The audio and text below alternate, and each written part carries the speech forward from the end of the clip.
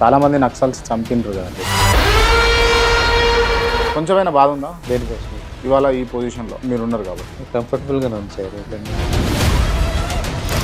Sir మీరు ఒక IPS officer, వాళ్ళ సస్పెన్షన్లో ఉన్నారు మీరు.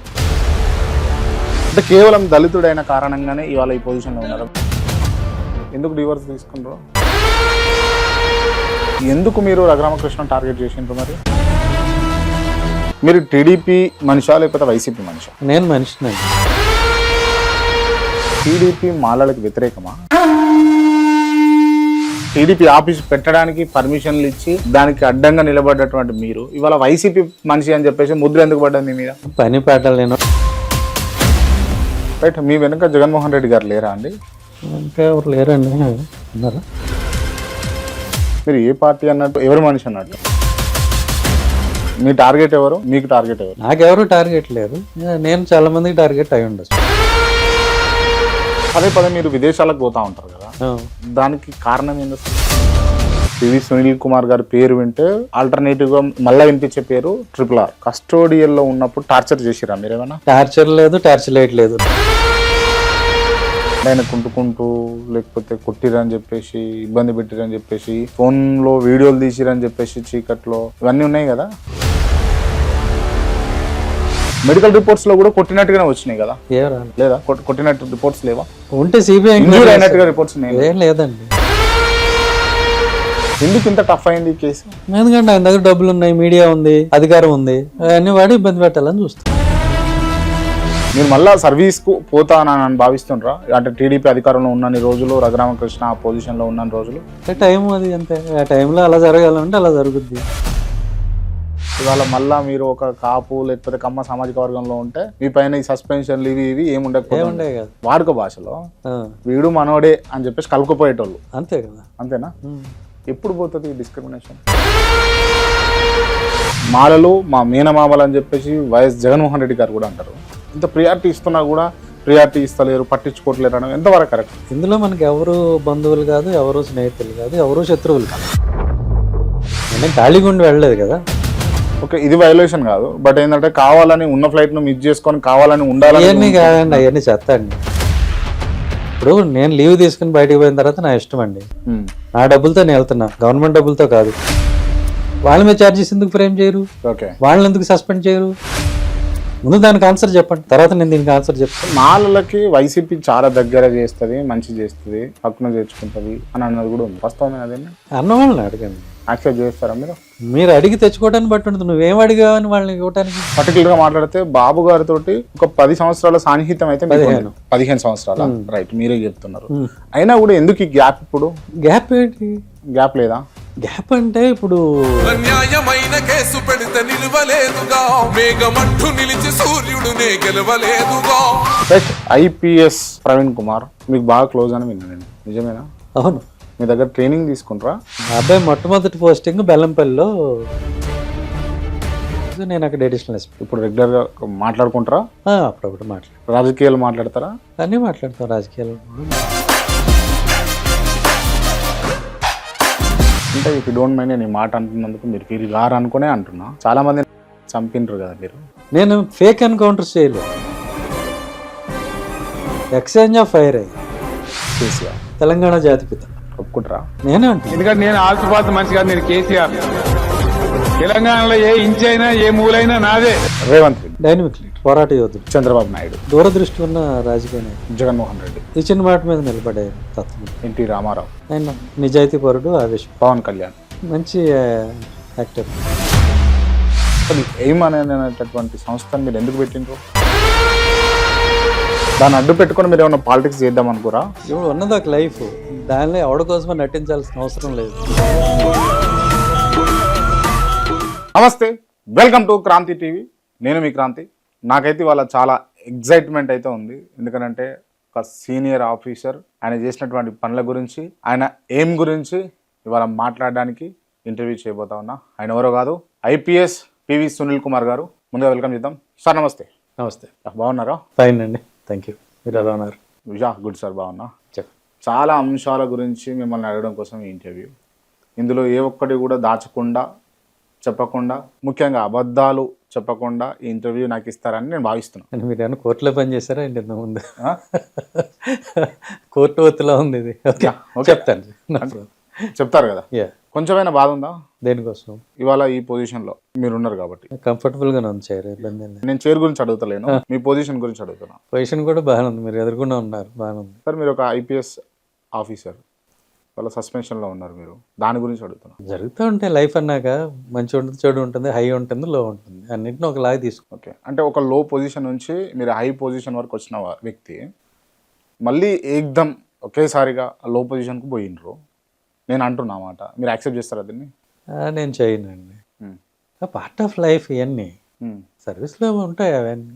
సర్వీస్లో వచ్చినటువంటి కారణాల చేత ఇవాళ ఈ స్థితిలో ఉన్నారా మీరు, లేకపోతే మీ వ్యక్తిగతంగా మీరు చేసినటువంటి తప్పిదాల వల్ల ఈ స్థితిలో ఉన్నారా? తప్పిదాలు అంటే తప్పిదాలు అయితే ఏం లేవండి, ఒక్కటి కూడా ఏం లేవు, ఒక్కటి కూడా లేదు, ఒకటి కూడా లేదు. క్లియరా సార్? క్లియర్.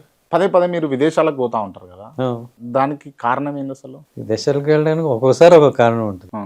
నేను 20 సార్లు వెళ్తే 20 కారణాలు ఉంటాయి. 20 సార్లు పోనీకి ఒక కారణం చెప్పండి. 20 సార్లల్లో 20 సార్లన్నా మా పిల్లలిద్దరూ అమెరికాలో చదువుతున్నారు, సో వాళ్ళని కలవటానికి వెళ్తూ ఉంటారు. అంతేనా?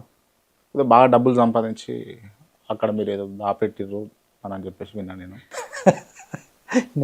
నేను 2000 మొట్టమొదటిసారి నేను ఫారిన్ వెళ్ళింది ఐ థింక్ 2007-8 అనుకోండి, 2008లో వెళ్ళా. తర్వాత మళ్ళీ 2011లో వెళ్ళా. ఓకే, యూరోప్ అంతా, మొత్తం యూరోప్లో ఉన్న కంట్రీస్ అన్నీ తిరిగా. ఓకే, ఆ తర్వాత సింగపూర్ వెళ్ళా. ఓకే, తర్వాత యుఎస్ అయితే ఎవ్రీ ఇయర్ ఒకసారి 2 సార్లు, ఒకసారి 3-4 సార్లు కూడా వెళ్ళొచ్చు. బిజినెస్లోనే అక్కడ? బిజినెస్లో పిల్లలు ఉన్నారు. ఓకే, సో యూరోప్, సింగపూర్ ఇవన్నీ చెప్తున్నారు కదా, యా, అన్ని సిటీస్లో ఉండరు కదా, ఏదో ఒక సిటీలో అప్పుడు పిల్లలతోనే వెళ్ళాం టూర్ వెళ్ళారు. అంటే ఒక ఆఫీసర్గా ఉన్నప్పుడు మీరు వివిధ ప్రాంతాలకు, విదేశాలకు పోయేటప్పుడు పర్మిషన్స్ ఉండాలి, పర్మిషన్స్ లేకుండా ఉల్లంఘించి మీరు పోయిరు అని అన్నది మీ పైన ఉన్న ప్రధానమైన ఆరోపణ. యాక్సెప్ట్ చేస్తారు అదిని? అలా తప్పండి, ఎందుకంటే నేను వెళ్ళిన ప్రతిసారి కూడా పర్మిషన్ ఉంది, విత్ పర్మిషన్. విత్ పర్మిషన్ లేకుండా నేను ఏ రోజు మరి ఎందుకు పర్మిషన్ లేకుండా విదేశాల ప్రయాణం చేసిండ్రు? ఆ ఛార్జే తప్పు, అదే కదా నేను చెప్పేది, ఆ ఛార్జెసే తప్పు. ఓకే, అంటే మీరు పర్మిషన్ తీసుకున్నట్టు ఏమైనా ఎవిడెన్స్ ఉందా? మీరు ఉంది నా దగ్గర, ఉందా? క్లియర్ మీరు? క్లియర్. ప్రతిసారి కూడా నాకు పర్మిషన్ ఉంది, పర్మిషన్తో పాటు నేను లీవ్ తీసుకుంటాను కదా, నేను ఏదో ఛార్జ్లో ఉంటాను కదా, ఏదో పోస్ట్ చేస్తూ ఉంటాను, ఆ పోస్ట్ తాలూకు ఛార్జ్ కూడా హ్యాండ్ ఓవర్ చేసి మరీ వెళ్ళాను. ఓకే, నేనేం ఖాళీగా ఉండి వెళ్ళలేదు కదా. ఓకే, సో ప్రతిసారి నేను ఛార్జ్ ఇచ్చి, ఎందుకంటే విదేశాలకు పోయినప్పుడు మినిమం 15 రోజుల నుంచి 2 నెలల వరకు ఉంటాం, అన్ని రోజులు ఉన్నప్పుడు ఇక్కడ ఛార్జ్ హ్యాండ్ ఓవర్ చేసి వెళ్ళాలి. ప్రతిసారి నేను ఛార్జ్ హ్యాండ్ ఓవర్ చేసి వెళ్ళాను. ఓకే, సో వైలేషన్ అనేది ఎక్కడుంది? ఎందుకు వచ్చింది మరి? అంటే పర్మిషన్ లేకుండా పోతున్నారు సునీల్ కుమార్ గారు అని చెప్పి? లేదా అదే ప్రచారాలు అండి, ప్రచారాలు దానికి రీజన్ ఏంది? దానికి రీజన్ ఏమై ఉంటుందని మీరు అనుకుంటారు? 100 ప్రచారాలు ఉంటాయి అన్నీ, దాంట్లో ఎక్కడ రూల్స్ వైలేషన్ లేదు. చాలా మంది ఆఫీసర్స్ ఉన్నారు, చాలా మంది. ఇప్పుడు ఇంకోటి అడుగుతాను నేను, చెప్పండి. మొన్ననే మా వాళ్ళు ఒకళ్ళు RTI యాక్ట్లో ఇన్ఫర్మేషన్ తీసుకున్నారు.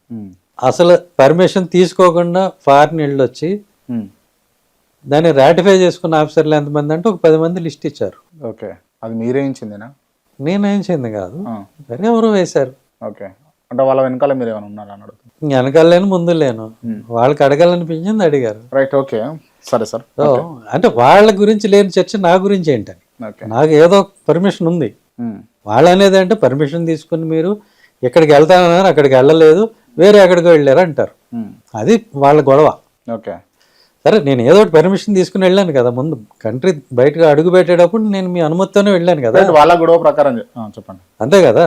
దాంట్లో గొడవ ఏంటి? అసలు ఏ పర్మిషన్ లేకుండా వెళ్ళిపోయిన వాళ్ళ గురించి ఏం లేదు, మరి పర్మిషన్ తీసుకుని వెళ్ళిన వాళ్ళ గురించి ఇదంతా ఏంటి? ఇది టార్గెటెడ్గా ఇంటెన్షనల్గా మీకు అనిపించడం లేదా? రైట్, ఓకే, అంటే మీరు అన్నారు కదా ఇప్పుడే పర్మిషన్ తీసుకొని పోయినరు, ఓకే, పర్మిషన్ తీసుకొని ఒక్కొక్క చోటుకు పోతాను ఇంకో చోటుకు పోయిరు అన్నది వాళ్ళ గొడవ అన్నారు కదా, మీరు ఏ చోటుకు పోయి ఉంటారు అని చెప్పేసి వాళ్ళు అనుకుంటారు అని మీరు అనుకుంటారు? అట్లా కాదు, అదంతా రైటింగ్లో ఉంటుంది.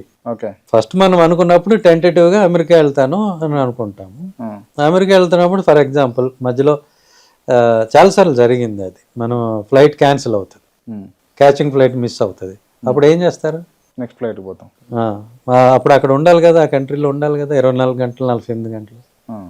అట్లా అనేకం జరుగుతాయి మనం బయటికి వెళ్ళిన తర్వాత. ఇప్పుడు మీరు లీవ్ తీసుకుని చెప్తా వినండి, మీరు మీ ఆఫీస్ నుంచి లీవ్ తీసుకుని బయటికి పోతారు. ఎక్కడికి పోతున్నావు అంటే నేను కోటి పోతానని చెప్తారు. అక్కడ ట్రాఫిక్ జామ్ ఉంటుంది, మీరు ఏదో కొనుక్కోవాలి, కోటి కాకుండా హ్యాబిట్స్ పోతారు. అది వైలేషనా? ఇదే జరిగింది, అంతకు మించి. ఓకే, ఇది వైలేషన్ కాదు, బట్ ఏంటంటే కావాలని ఉన్న ఫ్లైట్ ను మిస్ చేసుకొని కావాలని ఉండాలి. అవన్నీ కాదండి, అవన్నీ చెత్తండి. నేను క్లియర్ గా చెప్పాను కదా, ఉన్న ఫ్లైట్ మిస్. ఇప్పుడు నేను లీవ్ తీసుకుని బయటకు పోయిన తర్వాత నా ఇష్టం అండి, నా డబ్బులతో నేను వెళ్తున్నా, గవర్నమెంట్ డబ్బులతో కాదు, గవర్నమెంట్ పని మీద కాదు, నా పర్సనల్ పని. అయినా నేను క్లియర్ గా చెప్తున్నాను కదా, నేను పర్మిషన్ తీసుకుని కంట్రీ నుంచి బయటకు వెళ్ళా. అసలు వితౌట్ ఎనీ పర్మిషన్ కంట్రీ వదిలిపెట్టి వెళ్ళి వచ్చిన వాళ్ళ సంగతి ఏంటి? వాళ్ళని ఎందుకు అడగరు? వాళ్ళ మీద ఛార్జెస్ ఎందుకు ఫ్రేమ్ చేయరు? వాళ్ళని ఎందుకు సస్పెండ్ చేయరు? దానికి ఆన్సర్ ఉందా? ముందు దానికి ఆన్సర్ చెప్పండి, తర్వాత నేను దీనికి ఆన్సర్ చెప్తాను. Okay, right. అండ్ ఇప్పుడు సిచ్యువేషన్ వచ్చింది కాబట్టి అడుగుతున్నా, చాలా మంది ఆఫీసర్స్ కూడా వాళ్ళ వ్యక్తిగత అవసరాల కోసం, వ్యక్తిగత పనుల కోసం వెహికల్, గవర్నమెంట్ వెహికల్ యూజ్ చేస్తారు, బట్ మీరు యూజ్ చేయరు అని చెప్పేసి నేను విన్నా. నిజమేనా? ఎందుకోసం అది? ఈవెన్ గన్మెన్లను కూడా మీరు వెంట పెట్టుకొని పోరంట. అంటే నా ఆఫీస్ పని అయితే నేను వాడుకుంటా, గన్మెన్లు ఎక్కడంటే నాకేమన్నా సెక్యూరిటీ అవసరమైన ఉన్నప్పుడు వాళ్ళని తీసుకెళ్తాను, అది వాళ్ళ డ్యూటీ కాబట్టి. అంతకన్నా పర్సనల్ పనులు, వ్యక్తిగతమైన పర్యటనలు చేసినప్పుడు, చుట్టాల ఇంటికి వెళ్ళినప్పుడు సాధారణంగా సాధ్యమైనంత వరకు వెహికల్ అవాయిడ్ చేస్తాను. రైట్, అదేనా బిహైండ్ ఏదైనా రీజన్స్ ఉన్నాయా? ఏం లేదు, నథింగ్. ఓకేనా, రైట్. సార్, మీ ఆస్తి అంటే ఇప్పుడు కొన్నిసార్లు ఈ మన ఏం కార్యక్రమాలు ఉంటాయి, అలాంటి వాటికి వెళ్ళినప్పుడు నేను ఆఫీస్ వెహికల్ వెళ్ళటం బాగుండదు కదా, కనుక నేను ప్రైవేట్ వెహికల్, నార్మల్ వెహికల్ వెళ్తాను. మీ ఆస్తి ఎంతవరకు ఉంటుందండి? మీ ఆస్తి నేను గవర్నమెంట్కి డిక్లేర్ చేసే వాళ్ళ దగ్గర ఉంటుంది, చూసుకోండి. వాళ్ళకి చేసింది కాకుండా ఉన్నది, వాళ్ళకి చేసింది కాకుండా ఏమైనా ఉంటే మీరు తీసుకొచ్చి చూపించండి, మీకు ఇచ్చేస్తాను. అంటే మీరు బాగా భారీ ఎత్తునే సంపాదన కూడా పెట్టిరా అని చెప్పేసి ఏదో వాగుతారండి అన్నిని. దానికి తాడు బొంగరం ఉండదు, ఆధారాలు ఉండవు, మాట్లాడటం ఎంతసేపు? ఏదో ఒకటి మాట్లాడచ్చు. ఓకే, ఇప్పుడు మీరు ఉన్నారు, మీరేంచి ఈయన మీకు తెలుసా, ఈయన కాలేజ్ డేస్లో 10 మందిని మర్డర్ చేశాడు అంటాను నేను, అది నిజమేనా? ఆధారాలు ఉండాలి కదా.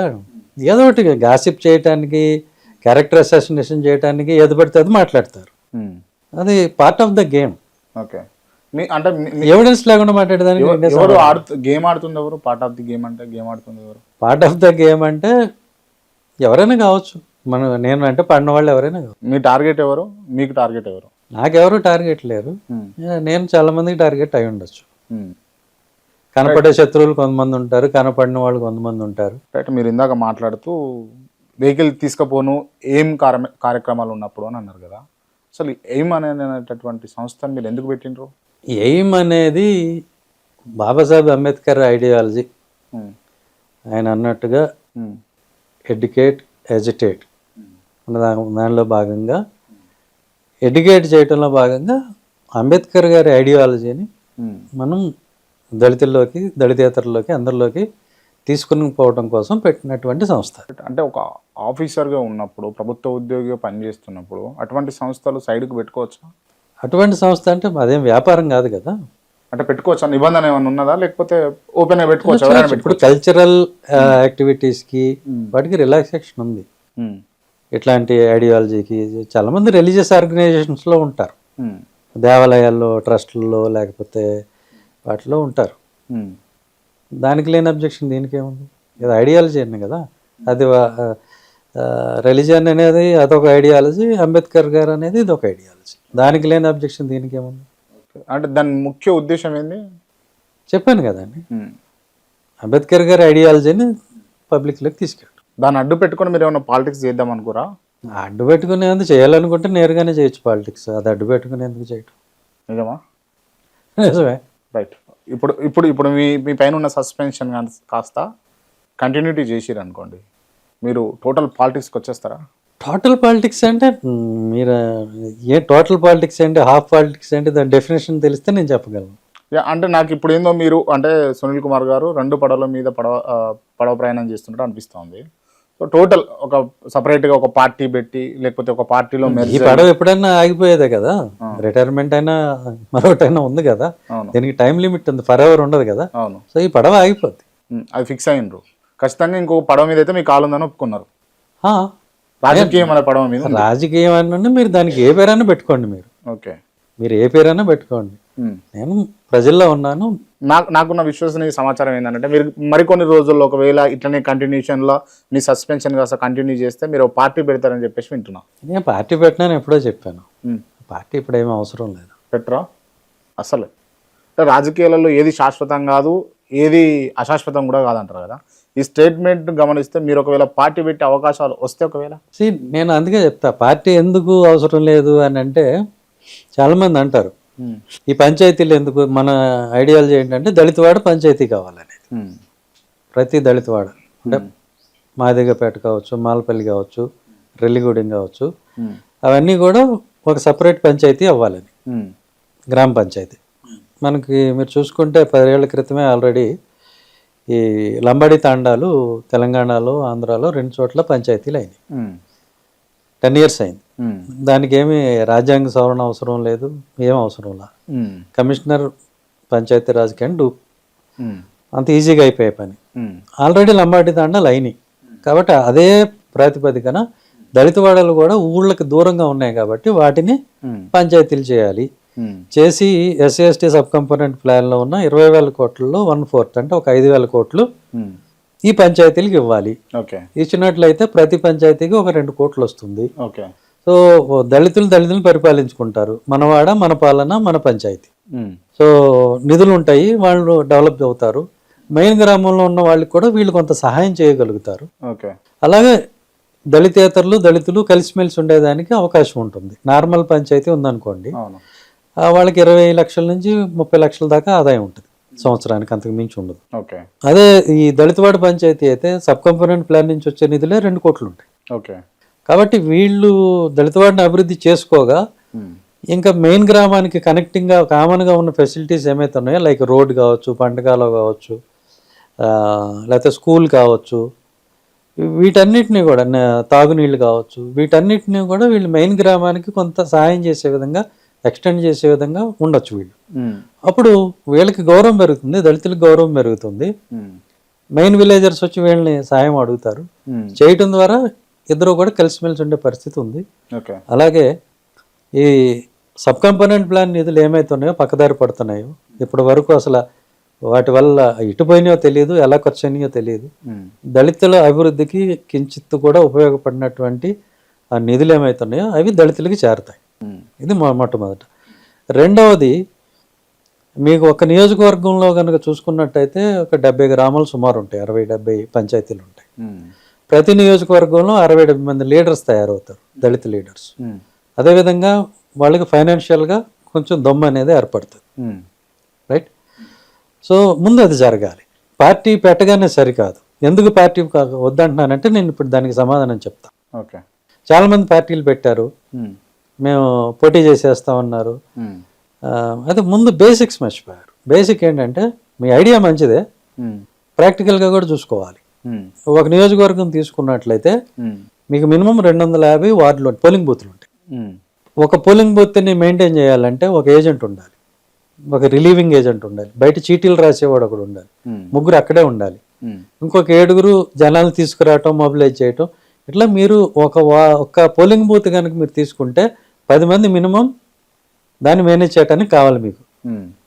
నేను ఇంక మిగతా ఏం చెప్పట్లా, ఏది ఎలక్షనీరింగ్, ప్రచారము అవి ఏమి చెప్పట్లేదు, జస్ట్ ఎలక్షన్ డే మేనేజ్మెంట్ చెప్తున్నా మీకు. అట్లా తీసుకున్నట్టయితే 250 × 10 ఎంతమంది ఉండాలి మీకు? 2,500 మంది ఒక నియోజకవర్గానికి మీకు నమ్మకంగా పనిచేసే వాళ్ళు ఉంటే మీరు ఎలక్షన్ కండక్ట్ చేయగలుగుతారు. అంటే ఎలక్షన్లో మీరు ఉండగలుగుతారు. మీకు 2,500 మంది ఒక నియోజకవర్గంలో మీకు పనిచేసే వాళ్ళు లేకుండా మీరు ఏం చేయలేరు. అర్థమైందా? సో ఆ 2,500 మంది కూడా గవర్నమెంట్ ఎంప్లాయీస్ అయి ఉండకూడదు, సాధారణ ప్రజలు అయి ఉండాలి. ఎందుకు? గవర్నమెంట్ ఎంప్లాయీ ఏజెంట్ పనులు, జనాలను తరలించే పనులు చేయలేడు. పైగా అతను చేయాలని ఉన్నా ఆ రోజున అతనికి ఎలక్షన్ డ్యూటీ ఉంటుంది వేరే చోట, అతను ఇక్కడ ఉండడు. కాబట్టి మీరు నాన్ ఎంప్లాయీస్ని 2,500 మందిని మొబిలైజ్ చేయగలరు. నియోజకవర్గానికి మీరు చేయగలిగితే ఒక నియోజకవర్గానికి మీరు ఈ మాటలు మాట్లాడచ్చు, పోటీ చేయటము, రాజకీయము, ఇవన్నీ మాట్లాడచ్చు. రైట్. అంటే ఈ ప్రాక్టికల్ నాలెడ్జ్ క్రియేట్ చేసి, లేకపోతే ఈ నాలెడ్జ్ ఇస్తూ ఈ గ్రౌండ్ మీరు క్రియేట్ చేస్తుర్రా? మరి నేను అదే కదా, ఈ పంచాయతీలు వస్తే మీకు గ్రామంలో మీకు తర్వాత మీరు పార్టీలు పెట్టుకోండి, ఇంకోటి పెట్టుకోండి, మీకు పనిచేసే వాళ్ళు దొరుకుతారు. ఓకే, అంటే ఇప్పుడు ఒకవేళ మీ ఐడియాలజీ ప్రకారం లేకపోతే మీ ప్రాక్టికల్ థియరీ ప్రకారం ఒక కాన్స్టిట్యున్సీకి 2500 నుంచి 3000 మంది మీ సైన్యం తయారయ్యారు అనుకోండి, భవిష్యత్తులో మీరు పార్టీ పెడతారా? నేను పెట్టలేను. ముందు అసలు వాళ్ళు తయారు కానివ్వండి, తయారైన తర్వాత వాళ్ళు ఏం చేస్తారు అనేది వాళ్ళ ఇష్టం. ఈ మాటలు వింటే గనక, అంటే ఈ ఇంటర్వ్యూ చూస్తే గనక 2500 మందిని ఒక నియోజకవర్గం నుంచి, పార్టీ అంటే ఒక నియోజకవర్గానికి అంటే ఒక్కొక్క నియోజకవర్గం నుంచి ఒక 2500 మంది మొబిలైజ్ అయ్యి మీరు మిమ్మల్ని కాంటాక్ట్ కావాలి, మీరు ఉన్నాము అని అంటే గనక ఇప్పుడు 2500 ఇంటూ మళ్ళీ 100 నియోజకవర్గాలు వేసుకుంటే ఎంత? 25,000. 200 వేసుకుంటే 50,000 మంది మీకు పనిచేసే వాళ్ళు డెడికేటెడ్గా ఉండాలి స్టేట్లో.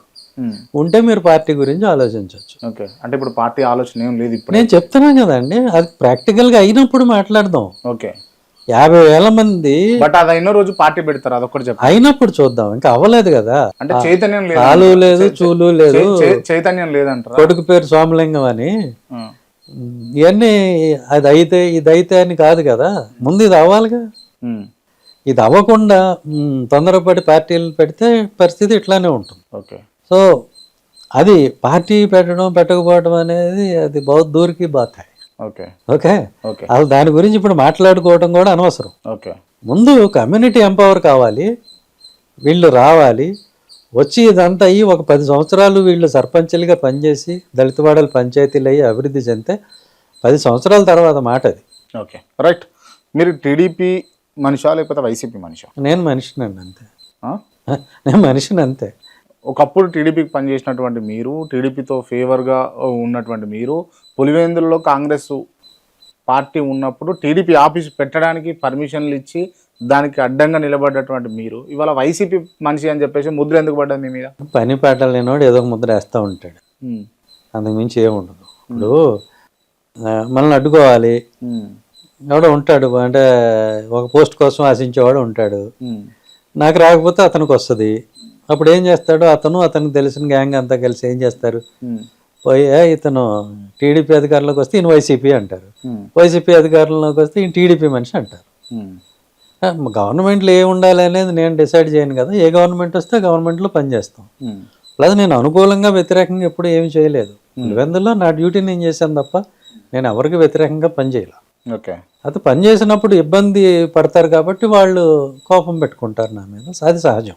Okay, right. పని చేసినందుకు కోపం పెట్టుకోరు డెఫినెట్గా. ఓకే, ఇప్పుడు ఫ్యాక్షన్ కంట్రోల్ చేయాలి, నేను కంట్రోల్ చేశాను. చేసినప్పుడు అది ఆధిపత్యం చెలాయిస్తున్న వాళ్ళు ఎవరైతే ఉన్నారో మరి వాళ్ళకి ఇబ్బంది కదా, వాడు నన్ను మెచ్చుకుంటాడా? రైట్. మీ వెనుక జగన్మోహన్ రెడ్డి గారు లేరా అండి? ఇంకా ఎవరు లేరండి. ఉన్నారా? ఇప్పుడు కాదు, జనరల్గా. ఆయన దగ్గర పని చేసాం కొంతకాలం, ఆయన ముఖ్యమంత్రిగా ఉండగా, అంతే. అంతేగాని ఆయన ఏ ఆర్డర్ ఇస్తా చేసేదంట కదా, ఎవరిని అరెస్ట్ చేయమని. ఆయన ఏం ఆర్డర్లు ఇవ్వరు అట్లాగే. రియలా సార్? నిజమా? ఆయనకి ఏం అవసరం, ఈయన అరెస్ట్ చేయాలని అరెస్ట్ చేయని ఎందుకు చెప్తారు? ఏదన్నా పెద్ద కేసులు వస్తే డిస్కస్ చేస్తారు తప్పితే ఇతను అరెస్ట్ చేయ అతన్ని అరెస్ట్ చేయ అనేది ఉండదు. Okay, right. అంటే ఈ మధ్య కాలంలో పివి సునీల్ కుమార్ గారి పేరు వింటే ఆల్టర్నేటివ్గా మళ్ళీ వినిపించే పేరు RRR రఘురామకృష్ణంరాజు. కస్టోడియల్లో ఉన్నప్పుడు టార్చర్ చేసిరా మీరేమన్నా? ఎందుకు ఆయనే మాట్లాడలేదు, నేను ఎందుకు దాని గురించి నేను అడుగుతున్నా, టార్చర్ చేసిండ్రా మీరేమన్నా? టార్చర్ లేదు, టార్చర్ లైట్ లేదు, రెండూ లేవు. అంటే ఆయన కుంటుకుంటూ లేకపోతే కొట్టిరని చెప్పేసి, ఇబ్బంది పెట్టిరని చెప్పేసి, ఫోన్లో వీడియోలు తీసిరని చెప్పేసి చీకట్లో, ఇవన్నీ ఉన్నాయి కదా? అవన్నీ నేను ఇంతకుముందు చెప్పాను, చీకట్లో వీడియోలు తీయడం కుదరదు, మీకు కూడా తెలుసు, అందుకే ఇన్ని లైట్లు పెట్టుకున్నాం అన్నీ. నేను ఆల్రెడీ సమాధానం చెప్పాను ప్రతిదానికి కూడా. కొట్టలేదు అసలు? ఎవరు కొట్టారు మరి? కొట్టంది ఆయన ఎందుకు ఆ కాలాన్ని చూపించి చేసిండు? ఆయన్ని అడగాలి, నన్ను అడిగితే నేను ఎట్లా చెప్పాను? అంటే మీరు కొట్టలేదు అసలు, కస్టోడియల్లో ఉన్నప్పుడు కొట్టలేదని మీరు అంటుండ్రు. మెడికల్ రిపోర్ట్ నేను కొట్టానని ఆయన కూడా అంటలే, ఎవరో కొట్టారు అంటాడు. సరే, మీరు ఇన్ ద సెన్స్ ఆఫీసర్గా మీరు ఉన్నారు కాబట్టి నేను అంటున్నా, అసలు కొట్టలేదని మీ వాదన, కొట్టిర్రు అని వాళ్ళ వాదన. మెడికల్ రిపోర్ట్స్లో కూడా కొట్టినట్టుగానే వచ్చినాయి కదా? ఏం రాలేదు. లేదా? కొట్టినట్టు రిపోర్ట్స్ లేవా? ఉంటే సిబిఐ అయినట్టుగా రిపోర్ట్స్ ఏం లేదండి. ఉంటే ఆ రిపోర్ట్లన్నీ హైకోర్టు చూసింది, సుప్రీంకోర్టు చూసింది. వాళ్ళు సిబిఐ ఎంక్వైరీకి ఆర్డర్ చేసేవాళ్ళు కదా. ఎందుకు మీరు రఘురామకృష్ణ టార్గెట్ చేసిండ్రు మరి? నేనేం టార్గెట్ చేయలేదండి, ఆయన మీద కేసు వచ్చింది, డ్యూ ప్రొసీజర్ ఫాలో అయ్యాం అంతవరకు. కావాలని చేసిండ్రు, జగన్మోహన్ రెడ్డి ఫోన్లో మిమ్మల్ని గైడ్ చేస్తూ ఉంటే మీరు టక పనులు చేసుకుంటూ పోయిండ్రు. అంత ఉండదు. ప్రభుత్వ ప్రెజర్ ఏం లేదు, ఓన్లీ అంటే ఒక మీ డ్యూటీ మీరు చూసిరు అంతేనా? అంతే, అదొక కేసు. మేము డీల్ చేసిన అనేక కేసుల్లో అదొక కేసు అంతవరకు. ఎందుకు ఇంత టఫ్ అయింది ఈ కేసు? ఎందుకంటే ఆయన దగ్గర డబ్బులు ఉన్నాయి, మీడియా ఉంది, అధికారం ఉంది, అవన్నీ వాడి ఇబ్బంది పెట్టాలని చూస్తారు. ఓకే, రీసెంట్ టైమ్స్లో కూడా మీరు 420 అని చెప్పేసి వాడిరు, దానికి మళ్ళీ ఎక్స్ప్లెనేషన్ ఇస్తే ఇంకొక వీడియో చేసిండ్రు. ఎందుకు అట్లా, ఎందుకు టార్గెట్ అవుతా ఉన్నారు మీరు పదే? నేనేం టార్గెట్ అవ్వాలి. ఆయన నా గురించి మా ఫ్యామిలీ గురించి మాట్లాడితే నేను తిరిగి మాట్లాడాల్సి వచ్చింది. ఓకే, అంటే ఇన్ని రోజులు ఇది ఇంక ఈ జర్నీ, ఈ క్లాష్ కంటిన్యూ అవుతుంది, క్లోజ్ ఏమన్నా అవుతుందా? నా జోలికి రాతే నేను ఎవరిని ఏమన్నాండి. నేను వ్యక్తిగతంగా ఎప్పుడన్నా ఎవరి గురించి అన్నా మాట్లాడటం మీరు చూసారా? లేదు. మాట్లాడండి. వ్యక్తిగతంగా ఎవరిని నేను ఏమీ అన్ను. వాళ్ళ పర్సనల్ లైఫ్ గురించి మాట్లాడను, వాళ్ళ గుణగణాల గురించి నేను మాట్లాడను, ఏమీ ఎంచను. నేను పాలసీ వరకే మాట్లాడతాను అంతే తప్ప నేను ఇట్లా టార్గెట్ చేయను. కాకపోతే నన్ను 4 సంవత్సరాలు ఆయన అంటూ ఉంటే, అదే పనిగా అంటూ ఉంటే ఇక తప్పనిసరి పరిస్థితుల్లో సమాధానం చెప్పాల్సి వచ్చింది తప్పితే. బట్ ఇవాళ మీ సస్పెన్షన్కి కారణం, మీరు సస్పెండ్ అవ్వడానికి, కంటిన్యూటీ అవ్వడానికి కారణం కూడా RRR కేసు మెయిన్ అని అంటే మీరు యాక్సెప్ట్ చేస్తారా? అయి ఉండొచ్చా? అదేనా? మేబీ. మీరు మళ్ళీ సర్వీస్కు పోతానని భావిస్తుండ్రా? అంటే టీడీపీ అధికారంలో ఉన్నన్ని రోజులు, రఘురామకృష్ణ ఆ పొజిషన్లో ఉన్న రోజులు దానికి ఏం లేదు. ఇప్పుడు తీసుకోవాలా లేదా అనేది వాళ్ళ ఇష్టము, చేయాలా లేదా అనేది నా ఇష్టం. మీకు చేయాలని ఉందా ఇంట్రెస్ట్? నాకేం లేదని చెప్పాను. ఇంట్రెస్ట్ కూడా లేదా మీకు? మరి విఆర్ఎస్ తీసుకోవచ్చు కదా మీరు? నేను రెడీగానే ఉన్నా విఆర్ఎస్ తీసుకోవడానికి. మరి తీసుకోవచ్చు కదా సార్? ఇమ్మనండి, తీసుకుంటే ఏముంది. రైట్, చాలా అంశాలను అయితే నేను ఇప్పుడు మిమ్మల్ని అడిగినా సార్. ఇంకొంచెం డెప్త్కి వెళ్దాం. కాస్టిజం ఉందంటారా ఆంధ్రప్రదేశ్లో? ఉన్నదే, అది ఇంకేముంది, ఉందా?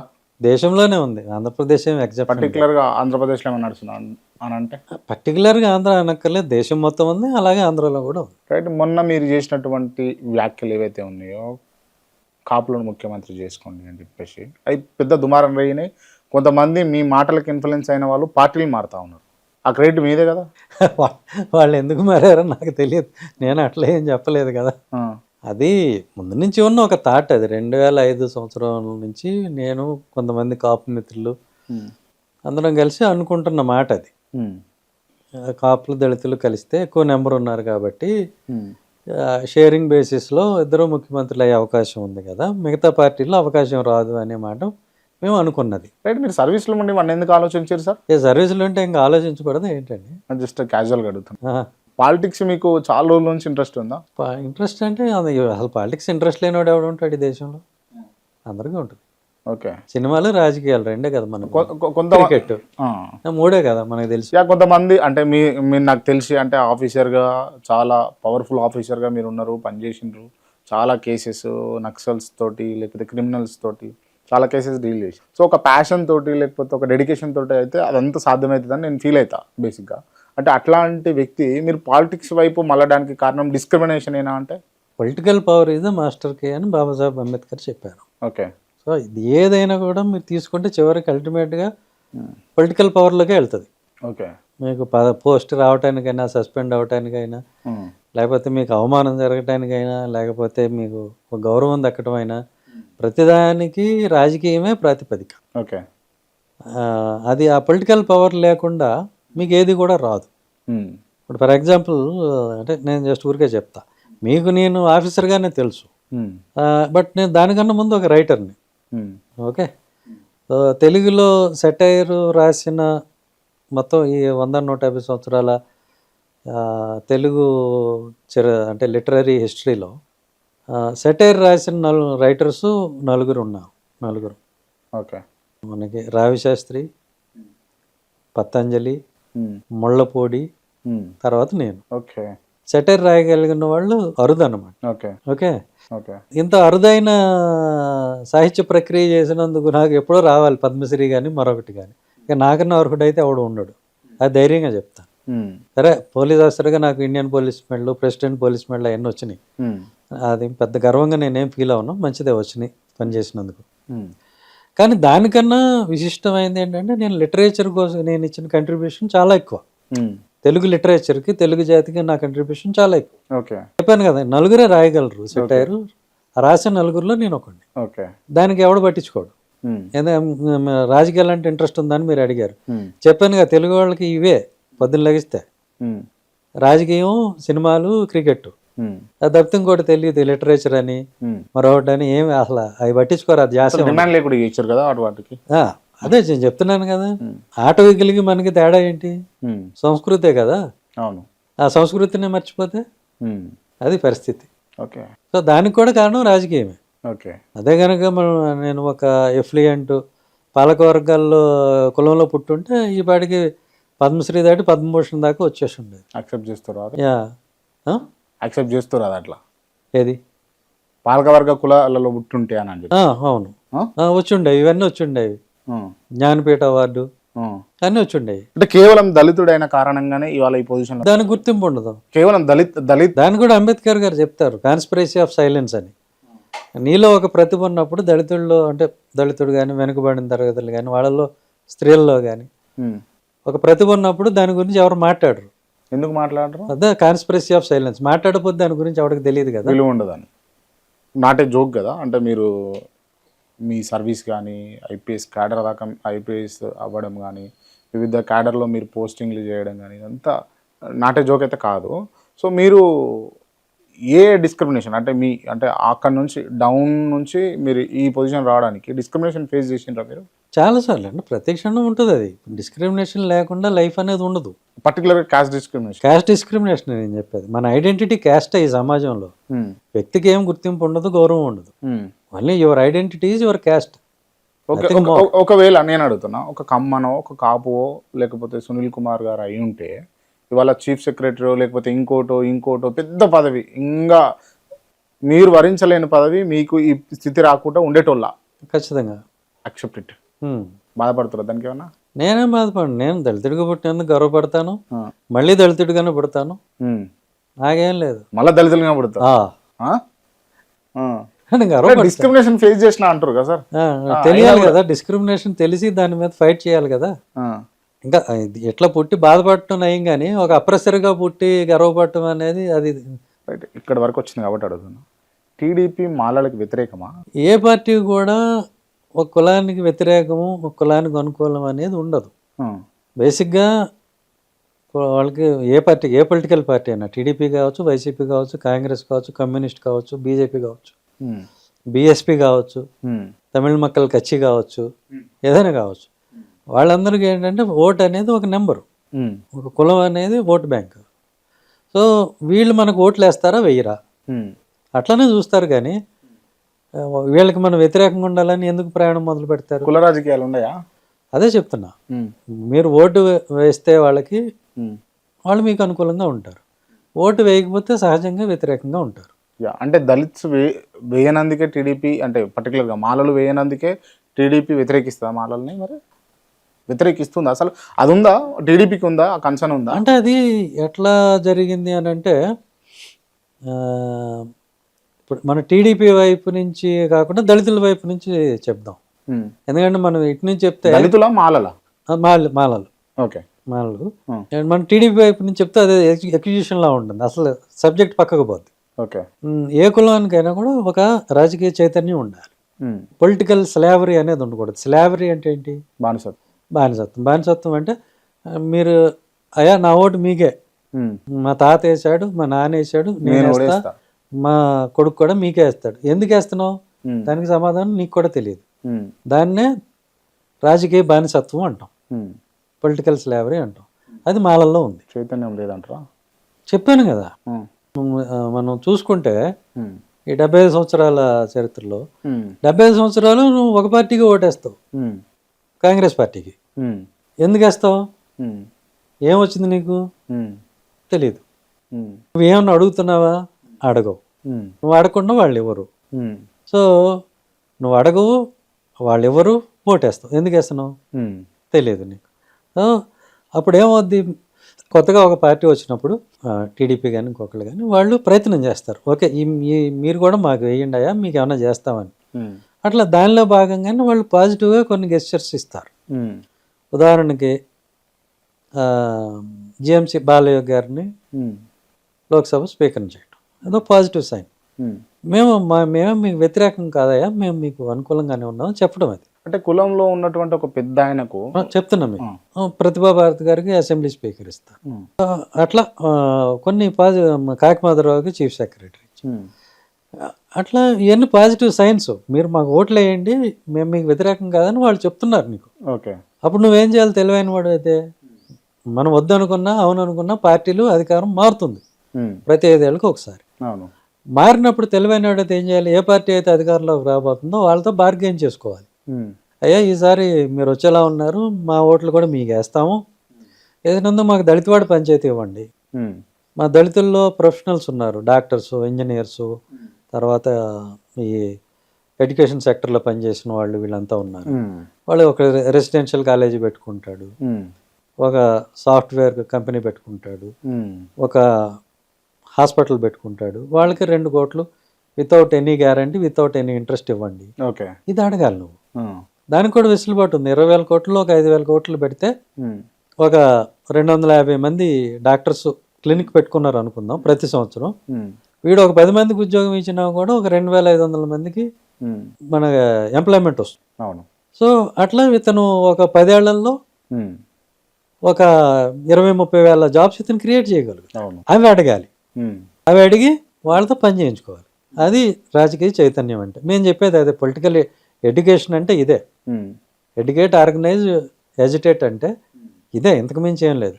నీకేం కావాలో అడిగి తీసుకోవడం చేత కావాలి. అంతేగాని మీరేం చేసినా మీకు ఓటు ఏమంటే అది చైతన్యమా? కాదు. అది తెలివా? కాదు. 5 సంవత్సరాలకు ఒకసారి పార్టీలు అధికారం మారుతుంది. మారినప్పుడల్లా మనం కూడా మారాలి. మనకెందుకు కట్టుబానిసత్వం? వాళ్ళతో పని చేయించుకోవాలి. అంటే ఇప్పుడు మాదిగ సోదరులుగా తెలివి ఉంది, వాళ్ళు ఏ పార్టీ వచ్చినా పని చేయించుకుంటున్నారు. కాపు సోదరులుగా తెలివి ఉంది, మీరు కాపులు చూడండి, ఒక పార్టీ కట్టుబడి ఎప్పుడూ లేరు. ఏ పార్టీ అధికారంలోకి వస్తుంది అంటే వాళ్ళకి చైతన్యం ఉంది, వాళ్ళు కాలానుగుణంగా మారుతున్నారు. ప్రజారాజ్యం వచ్చినప్పుడు వేసుకున్నారు, జనసేనకి వేసుకున్నారు, అట్లాగే వైసీపీకి వేశారు, టీడీపీకి వేశారు, ఏ పార్టీకైనా వేస్తారు. కాబట్టి కాపులకి అంత విలువ ఉంది రాజకీయాల్లో. వాళ్ళని చూసి నేర్చుకోవాలి. ఓకే, అది తెలివి. అది లేనప్పుడు ఏమవుతుంది? ఎన్ని చేసినా వీళ్ళు మనకు వెయ్యరు అన్నప్పుడు ఎవరైనా దూరం పెడతారు. దాన్ని మీరు వ్యతిరేకత అని మీరు అనొచ్చు. రైట్. అంటే మాలలకి వైసీపీ చాలా దగ్గర చేస్తుంది, మంచి చేస్తుంది, హక్కును చేర్చుకుంటుంది అని అన్నది కూడా ఉంది. వాస్తవమే అదేనా? అన్నవాళ్ళని అడగండి. యాక్సెప్ట్ చేస్తారా మీరు? నేను చెయ్యను. నిజమా? వైసీపీ మాలల వైపు లేదంటారు మీరు? చెప్పాను, ఏ పార్టీ కూడా ఒకవైపే ఉండదు. మీరు అడిగి తెచ్చుకోవడానికి బట్టి ఉంటుంది. నువ్వేం అడిగావని వాళ్ళని ఇవ్వటానికి మనం అడగనే లేదు. ఓకే, వాళ్ళు ఏమిస్తారు? ముందు అడగడం నేర్చుకోండి. మన పార్టీ అనుకుంటే అంటే మాట్లాడటం బాగోదు. చాలా ఉన్నాయి అంశాలు. 27 స్కీములు తీసేశారు అనేది ఒకటి ఉంది. దళితవాడ పంచాయతీ మేనిఫెస్టోలో పెట్టారు, కానీ గవర్నమెంట్ ఉండగా మరి జీవో ఇచ్చి ఎందుకు ఇంప్లిమెంట్ చేయలేనేది అనేది ఉంది. ఇవన్నీ గ్యాప్స్ ఉన్నాయి కదా అంటాను నేను. అంటే నేను టీడీపీకి సంబంధించి అడిగిన ప్రశ్నలో మీరు వ్యతిరేకిస్తూ ఉన్నారు, వైసీపీకి సంబంధించిన ప్రశ్న అడిగినప్పుడు వ్యతిరేకిస్తూ ఉన్నారు. పార్టీలని మీరు ఏ పార్టీ అన్నట్టు, ఎవరి మనిషి అన్నట్టు? నేను ఏ పార్టీ కాదు, నేను చెప్తున్నాను కదా, ఏ పార్టీనైనా మనకు కావాల్సింది అడిగి తీసుకోవటం మనకు చేత కావాలని చెప్తున్నాను అంతే. ఓకే, ఇక్కడ నా కమ్యూనిటీ ఇంట్రెస్ట్ తప్పితే నాకు ఏ పార్టీ మీద ఇంట్రెస్ట్ లేదు. అది మీరు అర్థం చేసుకోవాలి. ఓకే, ఓన్లీ దళితుల బాగు కోసం మాట్లాడుతున్నాను తప్పితే నేను వేరే నాకు పార్టీలతో నాకేం ఇంట్రెస్ట్ లేదు. యా, అంటే పర్టికులర్గా అంటే మీరు ఒక లీడర్ కావాలన్నా, లేకపోతే ఒక పై స్థాయిలో అంటే భవిష్యత్తులో ఒక ముఖ్యమంత్రి కావాలన్న ఆలోచన ఉన్నా కూడా ఓన్లీ లేకపోతే దళిత కమ్యూనిటీని ఎంకరేజ్ చేస్తా, పైకి తీసుకొస్తానంటే రాష్ట్ర ప్రజలందరూ ఓట్లు లేరు కదా. అందుకని నాకు ఆలోచన లేదని చెప్తున్నాను కదా, అందుకే చెప్తాను. ముఖ్యమంత్రి కావాలన్న ఆలోచన మనకేం అవసరం? డెఫినెట్గా ఉంటుంది కదా. అంటే ఇప్పుడు సందర్భం కదా చెప్పడం. సందర్భం అని కాదు, నేను చెప్పాను కదా, ప్రాక్టికల్గా మీరు ఆలోచించండి. నాకైతే అంటే మీకు ఏదో పొలిటికల్ ఏమున్నది అని అయితే నాకు అనిపిస్తా ఉంది సార్ పర్సనల్ గా. పొలిటికల్ ఏమంటే మీరు అనుకున్నట్టు కాదు. అంటే ఒక పదవి, లేకపోతే ఒక కాన్వాయి, లేకపోతే మంత్రి, నాది యాక్చువల్గా మీరు ఖచ్చితంగా నన్ను అడిగితే మాది ఒక RSS మోడ్ అనుకోవచ్చు. Anti RS. నో RSS ఎలా అయితే పనిచేస్తుందో మేము అట్లానే పనిచేయాలని వాళ్ళని, దళితుల కోసం. అఫ్ కోర్స్ వాళ్ళ ఐడియాలజీ వేరు, మా ఐడియాలజీ వేరు. అవును, సిచ్యువేషన్. సో మీకు RSS చీఫ్ ఎప్పుడు కూడా ముఖ్యమంత్రి కానీ ప్రధానమంత్రి కానీ కాడు. రెండోది ఇట్లా వచ్చి మీడియాతో కూడా మాట్లాడు. అలా ఉండాలనేది మా ప్రయత్నం. కానీ అది వల్ల కావట్లేదు కాబట్టి నేను బయటకు వచ్చి మాట్లాడాల్సి వస్తుంది. అది వీలు కాలేదు కాబట్టి మాది ఆ missionary mode, whatever you say. అంతే. మేము పదవులు చేపట్టాలి అనే ఆలోచన మాది కాదు. జాతిని బలోపేతం చేయాలి. ఆర్ఎస్ఎస్ ఐడియాలజీ అంటే కంట్రీని బలోపేతం చేయాలి, ఒక ఐడియాలజీలోకి తీసుకురావాలి. అది ఆర్ఎస్ఎస్ గోల్. వాళ్ళెవరు కూడా మీకు వచ్చి కాన్వాయిలు ప్రచారాలు ఏమి ఉండవు కదా. మనం కూడా వాళ్ళనే ఓకే ఉండాలి. ఓకే. అట్లనే దళిత జాతి కోసం కూడా క్వైట్గా కామ్గా పనిచేయాలి. హిందూ వ్యతిరేక కార్యకలాపాలు చేస్తున్నాను, మీ మీద కేసులు నమోదైన ఏమన్నా? కేసు లేదు, పొంగు లేదు. ఆడెవడో కంప్లైంట్ పెట్టాడు. హిందూ వ్యతిరేక మరి నిరూపించలేకపోయారు కదా. ఇప్పుడు ఇది ఎట్లా ఉంటుందంటే ఇదే ఈ పిచ్చి ఆరోపణల క్రమంలో అదొకటి. నేను ఒక సిచ్యువేషన్ ఎక్స్ప్లెయిన్ చేస్తూ హిందూ మతం నుంచి దళితులు ఎందుకు బయటకు పోయారు కోస్తా ప్రాంతంలో ముఖ్యంగా అని అంటే పుష్ ఫ్యాక్టర్, పుల్ ఫ్యాక్టర్ అనే రెండింటిని నేను ఎక్స్ప్లెయిన్ చేశాను. మీరు దేవాలయంలోకి రావద్దంటారు, వాడు చర్చి పెట్టి రండి అంటాడు. అప్పుడు పాలకుడు ఎవరు? బ్రిటిషర్. ఆ పాలకుడే ఒక గుడి పెట్టి మా దేవుడిని మీకు ఇస్తాం రమ్మంటే వీళ్ళు పోయారు. మనం తోసేస్తేనే కదా వాళ్ళు పోయింది. మనం రండి అంటే లేదు లేదు మేము అటు పోతామని వాళ్ళు పోయారు, పోలేదు కదా. అది నేను ఎక్స్ప్లెయిన్ చేస్తూ బ్రిటిషర్స్ వచ్చి ఇట్లాగా తీసుకున్నారు చేశారు అనేది నేను ఎక్స్ప్లెయిన్ చేస్తే వాడు ఎవడో దాన్ని కట్ చేసి ఎడిట్ చేసి బ్రిటిషర్స్ చర్చిలు పెట్టారు అన్నది మాత్రమే చూపించి ఇది ఎందుకు వ్యతిరేకం అన్నాడు. తర్వాత వాళ్ళు వీడియో మొత్తం చూసుకుని అట్లేం లేదు, వాళ్ళు కూడా యాక్సెప్ట్ చేస్తారు కదా. చారిత్రాత్మకంగా మనలో కొన్ని పొరపాట్లు జరిగినాయి, వాటిని సరి చేసుకోవాలనేదే కదా వాళ్ళ సిద్ధాంతం కూడా. వాళ్ళకి అర్థమైంది, వదిలేశారు. కరెక్ట్. ఓకే, కాసేపు మళ్ళీ పాలిటిక్స్కి వెళ్దాం సార్. ఇది పాలిటిక్సే. Okay right. మీరు పులివెందులలో టీడీపీ ఆఫీసు పెట్టాలి అని అనుకున్నప్పుడు చాలామంది నిరాకరిస్తుంటే మీరు టీడీపీ ఆఫీస్ పెట్టాలి అని చెప్పేసి సపోర్ట్గా నిలబడ్డారు కదా, ఎందుకు? నిరాకరించడం కాదు, వాళ్ళకి ఏంటంటే ఒక భయం ఉంది ఏదో అవుతుందని, దాంతో వాళ్ళు పెట్టలేదు. నేను చెప్పి అట్లాంటిది ఏముండదు, మేము అందరం ఉన్నాం కదా మీరు పెట్టుకోండి. అది భయం అంటే ఏ రకమైన భయం? అంటే అది ఫ్యాక్షన్ ఏరియా కదా, ఇంకా అదే భయం. ఓకే, అంటే మీరు సపోర్ట్గా ఉండి మరి ఆఫీస్ పెట్టుకోండి, అది డెమోక్రాటిక్గా వాళ్ళ రైట్ కదా. సి ఇట్ ఈస్ నా స్టాండ్ చాలా technical and simple. Telugu Desam party is a registered political party with election commission of India. They have every right under the constitution to open an office and propagate their ideology. జనం ఓట్లు వేయాలా లేదనేది జనం ఇష్టం, వాళ్ళ ideology వాళ్ళు చెప్పుకునే వాళ్ళు కదా. ఓకే, మనం ఓట్లేమని మనం చెప్పం, ఏదని చెప్పం, వాళ్ళ ఐడియాలజీ వాళ్ళు చెప్పుకునే దానికి మనం ఫెసిలిటేట్ చేస్తాం, అంతవరకే. Okay right. అంటే ఇటువంటి కార్యక్రమం చేసిండ్రు మీరు. పర్టికులర్గా మాట్లాడితే బాబు గారితో ఒక 10 సంవత్సరాల సాన్నిహిత్యం అయితే 15 సంవత్సరాల రైట్ మీరే చెప్తున్నారు. అయినా కూడా ఎందుకు ఈ గ్యాప్? ఇప్పుడు గ్యాప్ ఏంటి? గ్యాప్ లేదా? గ్యాప్ అంటే ఇప్పుడు వస్తాయి అట్లాగా ఏం గవర్నమెంట్లో ఉండాలి, ఇప్పుడు మీరు రూలింగ్ గవర్నమెంట్తో వర్క్ చేస్తూ ఉండాలి, దానికి మెయిన్ రీజన్ ఒకటైతే మీ మనసులో ఉంటుంది కదా. అట్లే ఉండదండి. ఇప్పుడు వస్తూ ఉంటే ఇప్పుడు ఏ పార్టీ అన్నా ఓడిపోవాలని కోరుకుంటుందా? కోరుకోదు కదా, అయినా ఓడిపోతారుగా. అలానే వస్తూ ఉంటాయి పోతూ ఉంటాయి రకరకాల ఫ్యాక్టర్స్, మన చేతిలో మన కంట్రోల్లో లేని ఉంటాయి. మీతో పనిచేసినటువంటి వ్యక్తి గతంలో వైసీపీ గవర్నమెంట్లో ఉన్నప్పుడు కూడా కీలక, నేను అందరితో పనిచేసాను కానీ ఎవరికి అంత సన్నిహితం కాదు, ఎవరికి దూరం కాదు. నేను ఏం అడగదలుచుకున్నా అంటే ఇవాళ మీరు సస్పెన్షన్లో ఉన్నారు, మీతో పనిచేసినటువంటి వ్యక్తి మీరు గతంలో వైసీపీ గవర్నమెంట్ ఉన్నప్పుడు పనిచేసారు, ఇప్పుడు మీతో పనిచేసినటువంటి ఒక ఎక్స్ అనే వ్యక్తి కూడా వైసీపీ గవర్నమెంట్ ఉన్నప్పుడు పనిచేసాడు. ఇప్పుడు ఆయనేమో ఒక కీలక పదవి చేపట్టబోతా ఉన్నాడు, మీరేమో సస్పెన్షన్ ఉన్నారు. ఆయనకు మీకు తేడా ఏంది? అసలు ఏంది ఆ డిఫరెన్స్ ఏంది? చెప్పాను కదా, కులం యాక్సెప్ట్ చేస్తారు. మళ్ళా కులమే అంత కీ రోల్ పోషిస్తుందా పర్టికులర్గా? కులమేనండి. కులం కాకేముంది మన దేశంలో, మన రాష్ట్రాల్లో. తెలంగాణలో అయితే రెడ్డి సీఎం అవుతారు, లేకపోతే వెల్లం అవుతారు, ఇంకొకళ్ళు ఎందుకు అవరు? దానికి చెప్పండి సమాధానం. కులమే కదా. ఓకే, అంటే ఇవాళ అంటే నేను మళ్ళా రిపీట్ చేస్తున్నా, ఇవాళ మళ్ళా మీరు ఒక కాపు లేకపోతే కమ్మ సామాజిక వర్గంలో ఉంటే మీ పైన ఈ సస్పెన్షన్లు ఇవి ఏముండే కాదు, ఏముండే కాదు. వాడుక భాషలో వీడు మనోడే అని చెప్పేసి కలుపుకుపోయేటోళ్ళు, అంతే కదా. అంతేనా? ఎప్పుడు పోతుంది డిస్క్రిమినేషన్? డిస్క్రిమినేషన్ ఎప్పుడు పోతుంది అంటే, ఇప్పుడు ఓ పులి మేక ఉన్నాయి, మేకలో ఉండి పులిలో ఉంటే డిస్క్రిమినేషన్ పోదు. పులి తింటానే ఉంటుంది దీన్ని, మేక పులిగా మారాలి.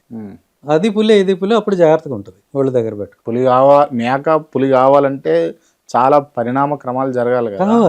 అందుకనే కదా ఇప్పుడు మేము పని చేసేది. ఇప్పుడు నేను మా వాళ్ళందరికీ చెప్పేది అదే, మనం ఇప్పుడు ఒక పని మొదలు పెట్టాము, ఈ పని ఇంత తేలిగ్గా కాదు, ఇప్పటికిప్పుడు అయిపోయేది కాదు. అది చాలా జనరేషన్స్ టుగెదర్ పనిచేయాలి. ఇప్పుడు ఆర్ఎస్ఎస్ పెట్టి 100 ఏళ్ళు పైన అయిపోయింది. వాళ్ళు 100 సంవత్సరాలు పనిచేస్తే ఈ రోజు ఉన్న స్టేజ్కి వచ్చారు. వాళ్ళని చూసి మనం నేర్చుకోవాలి. ఇంకొక 100 ఏళ్ళు మనం పని చేయాలి. మనం పనే మొదలు పెట్టలేదు. నాకు ఎమ్మెల్యే కావాలి, ఎంపీ కావాలి, అది కావాలి, ఇది కావాలని కొట్టుకు చేస్తున్నారు. అది కాదు పని. జాతి నిర్మాణం చేసుకోవాలి, ఐడియాలజీ ఉండాలి, అది పని. Irrespective of parties, irrespective of leaders, ఎవరికి వారు వాళ్ళ కులం పేరు చెప్పి వాళ్ళు పదవులు తెచ్చుకొని వాళ్ళు ఎంజాయ్ చేస్తారు. కానీ నిజంగా కులానికి, లేకపోతే మేము ఉన్నటువంటి అంటే బీసీలు అయితే బీసీలు కావచ్చు, లేకపోతే ఎస్సీ మాదిగ అయితే మాదిగ కావచ్చు, మాల అయితే మాల కావచ్చు, ఇంకా నిమ్న కులాలు ఉంటే వాళ్ళు కూడా వాళ్ళ వరకే ఆ పదవులు. కానీ నిజంగా జాతికి న్యాయం జరుగుతుందా గ్రౌండ్లో అంటే? జరగదు కదా. ఇప్పుడు మీకు అంటే చెట్టు పేరు చెప్పి కాయలు అమ్ముకున్నట్టు ఉన్నది. ఇప్పుడు మీరు చూడండి, ఈ రిజర్వ్డ్ సీట్లలో పోటీ చేసే వ్యక్తి ఆర్థికంగా బలం ఉండదు. బీ ఫార్మ్ ఏదో ఒక దొరగారి పార్టీనో రెడ్డి గారి పార్టీనో ఇస్తాయి. ఓకే, బీ ఫార్మ్ అయింది కాదు, రెడ్డి గారిదో దొరగారిదో. డబ్బులు ఈయన దగ్గర ఉండవు. ఆ నియోజకవర్గంలో మోతుబరి ఎవరో అక్కడ ఎమ్మెల్యే కావాల్సి ఉండి రిజర్వ్డ్ కావటం వల్ల ఎమ్మెల్యే ఎంపీ కాలేకపోయిన వ్యక్తి ఖర్చు పెడతాడు. సో ఇక్కడ బీఫామ్కి ఈయన ఓనర్ కాదు, ఆ పెట్టుబడికి ఈయన ఓనర్ కాదు, ఈయన ఒక డమ్మీ అలా ఉంటాడు. పెట్టుబడి పెట్టిన ఆయన పెత్తనం చేస్తాడు, సహజం కదా అది. బీఫార్మ్ ఎవరిదైతే ఆయన నోరు మూసుకో అంటాడు, నోరు మూసుకోవాలి. కాబట్టి నువ్వు నీ వాయిస్ ఎట్లా వినిపిస్తావు? మాట్లాడలేవు కదా. అదే జరుగుతుంది. సో దానికి ఇంకా కట్టుబడి సరే ఈ పైన అయినా కింద అయినా అంతా పంట కోసుకోగా మిగిలిన పరిగేదో ఈయన ఏరుకుంటాడు. పొలంలో పడ్డది. నేను చెప్పా మొన్న ఎవరికో చెప్పా, దూడకి పాలు మానిపించడానికి దూడ కొంచెం పెద్ద అయిన తర్వాత దాన్ని కుడితో అలవాటు చేస్తాం కదా. కుడితో అలవాటు చేసినప్పుడు కుడితో తాగిన తర్వాత దాన్ని మూతికి చెక్కం కట్టేస్తాం, మళ్ళీ పాలు తాగకుండా. దళిత ఎమ్మెల్యేలు ఎంపీల పరిస్థితి కూడా అంతే, వాళ్ళకి కనపడని చెక్కం ఒకటి ఉంటుంది. అంటే మోస్ట్లీ అంటే ఈ స్టేట్ ఆ స్టేట్ అని కాదు, ఓవరాల్గా. అంతేకాకుండా వీళ్ళు స్వార్థపూరితంగా తయారయ్యి వేరే నాయకులు దళితుల్లో రాకూడదని చేసేది కూడా ఉంది. దళితులను దొక్కేస్తారు మళ్ళీ. పోటీ ఉండకూడదు కదా. పోటీ దళితుడికి యాచక శత్రు అని, దళితుడికి దళితుడే పోటీ, అడుక్కున్నాడు పోటీ అని సంస్కృతంలో చెప్పారు. అట్లా కూడా ఉంది. నేను ముందు మీకు చెప్పిన దాంట్లో మీరు ఇంతకుముందు అడిగారు టీడీపీ ఏమైనా వ్యతిరేకం అంటే, లేదు, వాళ్ళు ప్రయత్నాలు వాళ్ళు చేస్తారు దళితుల్ని మాలలు కానీ దగ్గర తీయటానికి. ఈ డిమాండ్తో మేము 2018లో శ్రీకాకుళంలో 50,000 మందితోటి భారీ బహిరంగ సభ నిర్వహించాం, మహాసంకల్ప సభ అని. జస్ట్ డిమాండ్ దళితవాడ పంచాయత్స్. దాని తర్వాత చంద్రబాబు నాయుడు గారు వాళ్ళ నాయకులు పిలిపించుకున్నారు, అది కూడా దళిత నాయకుల్ని, మాల మాదిగ ఇద్దరిని కూడా.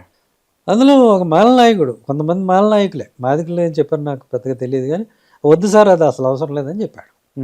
ఆయన ఏదో సిల్లీ రీజన్ చెప్పాడు, ఏంటంటే మేము ఇప్పుడు ఉమ్మడి పంచాయతీల్లో రిజర్వ్డ్ ఉన్న చోట మేము పెత్తనం చెలాయిస్తున్నాము, మేము వేరే వాళ్ళ మీద పెత్తనం చేసే అవకాశం కోల్పోతుంది అని చెప్పాడు. ఇది ఇంతకన్నా జోక్ ఆఫ్ ద మిలీనియం మీరు ఎప్పుడైనా విన్నారా? నువ్వు ఎమ్మెల్యే అయ్యి మంత్రి అయ్యే నీకు దిక్కులేదు నోరు తిరగటానికి, నువ్వు పంచాయతీలో అంట మిగతా అందరి మీద పెత్తనం చేస్తున్నావు అంట. ఎంతకన్నా జోకు అబద్ధం ఇంకోటి ఏముంటుందా? తర్వాత ఆయనే చెప్పాడు బయటకు వచ్చిన తర్వాత, రే 60-70 పంచాయతీలు ఉంటాయి మన నియోజకవర్గంలో, సో 60-70 దళిత ఎమ్మెల్యే వీళ్ళు సర్పంచ్లు వస్తారు, అందులో 10 మంది గట్టళ్ళు వచ్చినా కూడా 10 మంది రేపు నా కొడుకు కూతురికి వాళ్ళే కదా పోటీ. వాడు ఆల్రెడీ లీడర్షిప్ క్వాలిటీస్ ఉన్నాడు, లీడ్ చేస్తున్నాడు.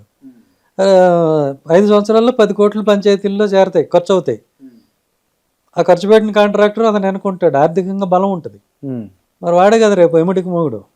అట్లాంటివి రాకుండా ముందే ఆపుతారు అనమాట. దళితవాడ పంచాయతీ ఎందుకు వద్దంటారు అంటే, దళితుల్లో నాయకత్వం రాకూడదు, వారసత్వానికి పోటీ ఉండకూడదు, ఒకటే ఉండాలి, డెవలప్డ్ దళిత్. ఆయన ఈ సిస్టమ్ అంతా మీరు చేంజ్ చేయగలుగుతారా మరి? ఖచ్చితంగా. దళితులు ఏమి తెలివి తక్కువ వాళ్ళు కాదు, చదువుకున్న వాళ్ళు, తెలివితేటలు ఉన్నవాళ్ళు, వాళ్ళకి సరైన ఆలోచన ఇవ్వాలి అంతవరకే. వెనకబడ్డ వాళ్ళు ఏం కాదు కదా, గొర్రెలేం కాదు. రైట్. ఐపీఎస్ ప్రవీణ్ కుమార్ మీకు బాగా క్లోజ్ అని విన్నా నేను, నిజమేనా? అవునా? అవును. మీ దగ్గర ట్రైనింగ్ తీసుకుంటారా? మా అబ్బాయి మొట్టమొదటి పోస్టింగ్ బెల్లంపల్లిలో అసిస్టెంట్ సూపరింటెండెంట్ ఆఫ్ పోలీసు, నేను అక్కడ అడిషనల్ ఎస్పీ. ఓకే. కలిసి పనిచేసాం కొంతకాలం. ఇప్పుడు రెగ్యులర్గా మాట్లాడుకుంటారా? అప్పుడప్పుడు మాట్లాడు, రాజకీయాలు మాట్లాడతారా? అన్నీ మాట్లాడతాం, రాజకీయాలు కూడా మాట్లాడతాం. కలుస్తుంటారా? ఓకే. కలుస్తాం, ఆయన ఎక్కువ బిజీ ఉంటాడు, కుదిరినప్పుడు కలుస్తాం. Okay right. కేశినేని నానికి మీరు 10 కోట్లు ఇచ్చిరా అండి? కేశినేని నాని కాదు, కేశినేని చిన్ని. సారీ, చిన్ని. పాప నాని గారు అసలు ఇబ్బందులు ఉండండి, మళ్ళీ ఆయన ఇబ్బంది పెట్టి ఇచ్చిరా? చిన్ని గారికి ఇచ్చిరా?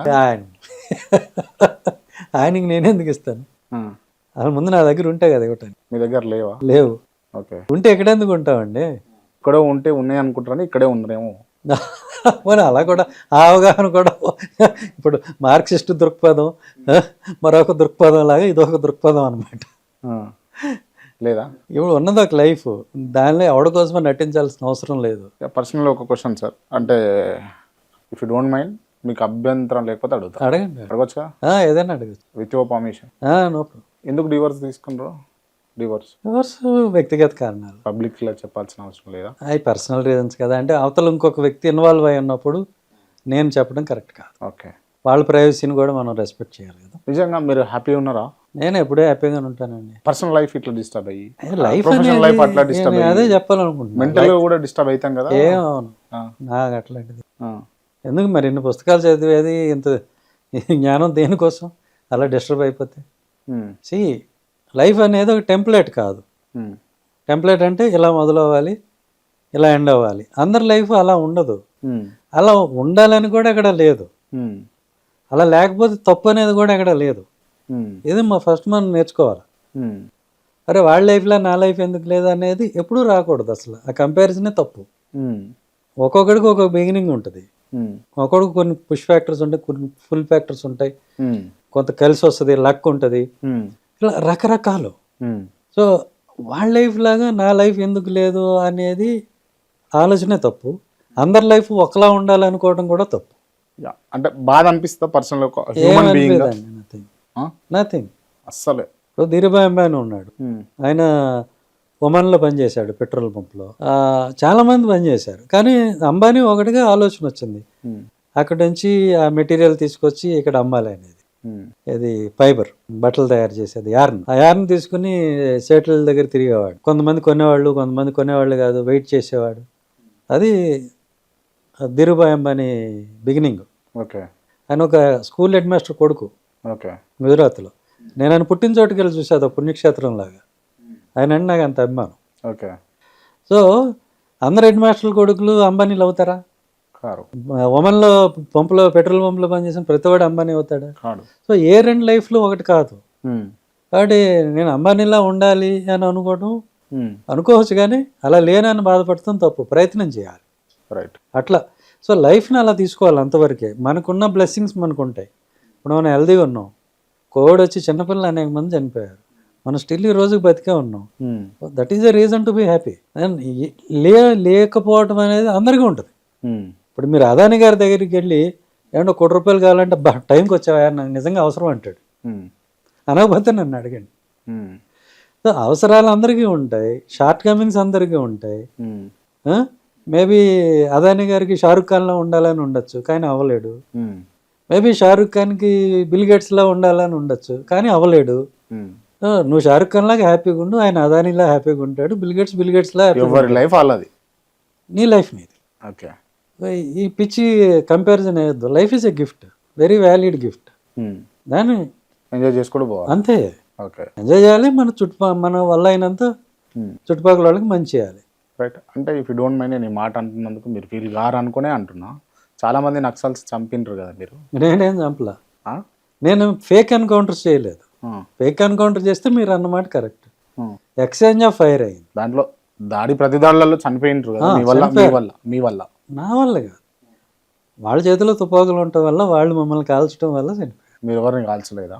పట్టుకుని కాల్చలేదు, చెట్లకు కట్టేసి కాల్చలేదు, అలాంటి తప్పుడు పనులు చేయలేదు. ఎక్స్చేంజ్ ఆఫ్ ఫైర్ అండి. జెన్యున్గా ఎవరైనా పోవచ్చు. నేను బతుకున్నాను కాబట్టి మీరు నన్ను అడుగుతున్నారు, అప్పుడే పోయింటే వాళ్ళని అడిగేవాళ్ళ. అంటే బతుకురు కాబట్టి మీరు కాల్చారనే అంటాం కదా. కాల్చాం డెఫినెట్గా, ఇన్ సెల్ఫ్ డిఫెన్స్, నాట్ మ్యాలిషియస్కి ఎప్పుడేం చేయలేదు. అందుకే నా పెద్ద ఎన్కౌంటర్స్ కూడా ఎక్కువేం లేవు కొన్ని. రైట్. మరి మీ పైన బాంబు పాత్ర పెట్టి మిమ్మల్ని చంపాలని నక్సల్స్ ఎందుకు చూసిండ్రు? పోలీసు ఎవరినైనా చంపాలని చూస్తారు, వాళ్ళకి అది వర్గ శత్రుత్వం కదా. దానిలోనూ కొన్ని ఎన్కౌంటర్స్ జరిగినాయి కాబట్టి ఇంకొంచెం ఎక్కువ టార్గెట్ చేస్తారు. అంటే నక్సల్స్ మీద మీరు యాంటీగా తప్పని పరిస్థితుల్లో పని చేసిండ్రు. ఎప్పుడైనా అనవసరంగా అంటే చంపు ఉండాల్సింది లేకుండే అన్న సిచ్యువేషన్స్ ఉండేనా? ఇది ప్రొఫెషనల్ హజార్డ్.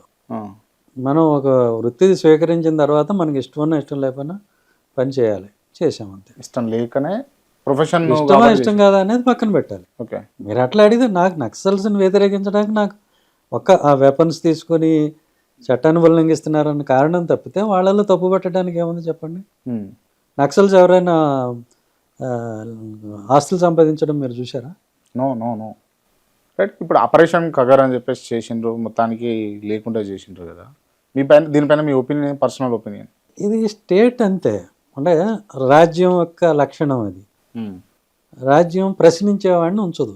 అందులోనూ ఈ ఇల్లీగల్గా అంటే ఈ బియాండ్ కాన్స్టిట్యూషన్ యాక్సెప్టెడ్ వేస్లో పోయి ఉండేవాడిని ఇంకా అణిచివేయటం ఇంకా ఈజీ. ఇప్పుడు కొత్త అర్బన్ నక్సలైట్స్ అని కూడా అంటుంటారు, మరి వాళ్ళ పరిస్థితి ఏంటి? అర్బన్ నక్సలైట్లు అంటే వాళ్ళే వెపన్స్ తీసుకుని ఏం చేయట్లేదు కదా, అదొక ట్యాగ్ అంతే, అదొక ఫ్యాన్సీ ట్యాగ్.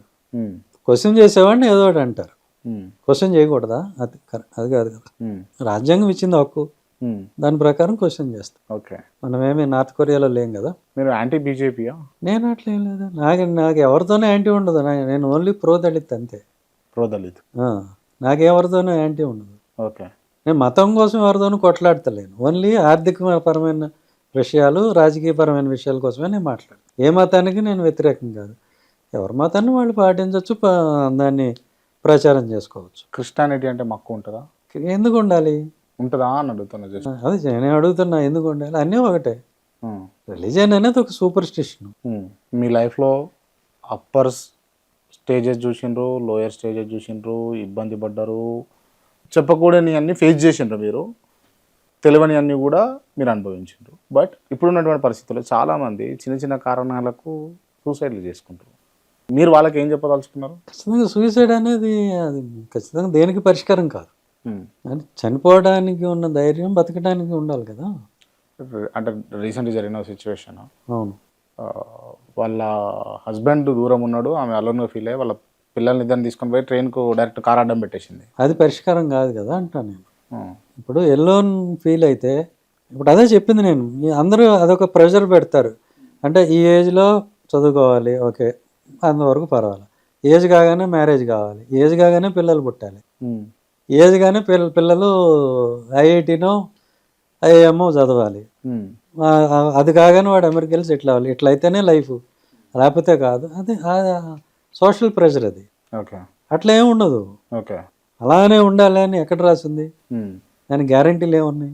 అందరూ ఏదో చేస్తున్నారు కాబట్టి మనం చేయాలా? నీకున్న దాంట్లో నువ్వు హ్యాపీగా ఉంటే సరిపోతుంది. ఓకే. అందుకే మెంటల్గా ఎల్యూఫ్ ఫీల్ అయినప్పుడు, డిప్రెషన్ ఉన్నప్పుడు కౌన్సిలింగ్ తీసుకోవాలి. దానికి మందులు ఉంటాయి, వాడాలి. మనం కౌన్సిలింగ్ చేసుకుంటే అవ్వదు. దానికోసమే సైకాట్రిస్టులు ఉన్నది. సైకాట్రీ అనేది జబ్బు కాదు, పిచ్చి వేరు. సైకాట్రీ అనగానే పిచ్చి అనుకుంటారు మన దేశంలో. ఓకే. అదేం కాదు. జస్ట్ మనకు జలుబు చేస్తే అట్లా మనం వైద్యం చేయించుకుంటాము. సైకాట్రిస్ట్ కూడా మనకు తెలియకుండా మనలో ఉన్న, ఇప్పుడు బ్రెయిన్లో ఉండే కెమికల్సే కదా మనకి హ్యాపీనెస్ కానీ, సాడ్నెస్ కానీ, డిప్రెషన్ కానీ ఇచ్చేది. సెక్రేషన్ ఆఫ్ హార్మోన్సే కదా. దాన్ని వాళ్ళు బ్యాలెన్స్ చేస్తారు మందులతోటి, కొంత కౌన్సిల్ చేస్తారు, దాని నుంచి బయటపడవచ్చు. జీవితం మీద దృక్పథం మార్చుకోవచ్చు. ఇప్పుడు ఆయన మాట్లాడితేనే జీవితం అనేది కాదు కదా.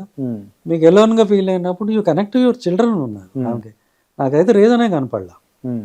పిల్లలు ఉన్నారు, పిల్లల దగ్గర పెట్టుకోవచ్చు. లేదు, you can connect, go to some orphan house and connect to them. అట్లా కొత్త బాండ్స్ పెట్టుకోవాలి, హెల్దీ బాండ్స్ తప్ప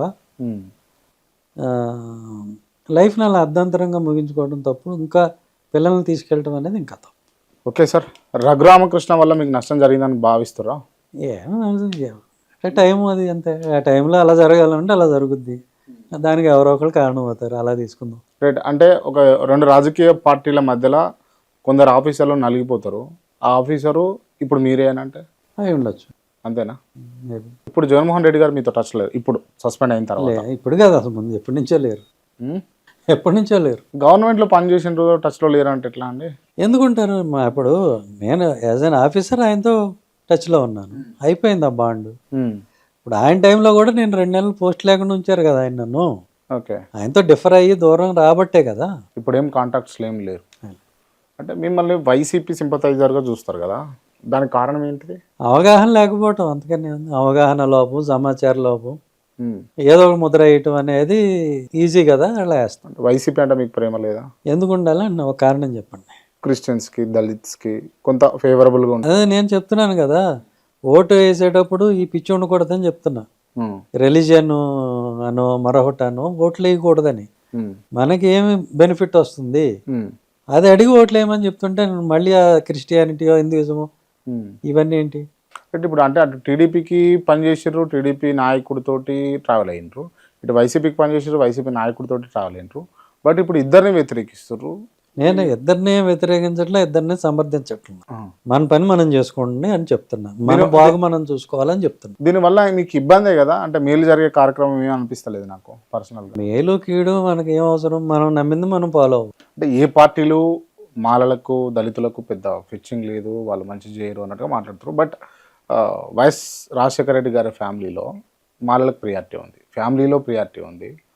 మాలలు మా మేనమామలు అని చెప్పేసి వైఎస్ జగన్మోహన్ రెడ్డి గారు కూడా అంటారు. ఇంత ప్రియారిటీ ఇస్తున్నా కూడా ప్రియారిటీ ఇస్తలేరు, పట్టించుకోవట్లేరు అనడం ఎంతవరకు కరెక్ట్? వాళ్ళకి బంధువులు ఉండొచ్చు, వాళ్ళ కుటుంబంలో, ఇవి వేరండి, వ్యక్తిగతమైన రిలేషన్స్ వేరు. ఇప్పుడు మీరు అన్నారు మాలలకి అనుకూలము రాజశేఖర రెడ్డి గారు, లేదా చంద్రబాబు నాయుడు గారు వ్యతిరేకం అని మాట్లాడారు. దానిలో వాస్తవం ఎంత అనేది మనం ఆలోచించాలి. ఇందులో మనకి ఎవరు బంధువులు కాదు, ఎవరు స్నేహితులు కాదు, ఎవరు శత్రువులు కాదు, న్యూట్రల్గా ఉండాలి మనం. చెప్పండి. రాజశేఖర రెడ్డి గారు ఏ రకంగా మాలలకు బంధువు?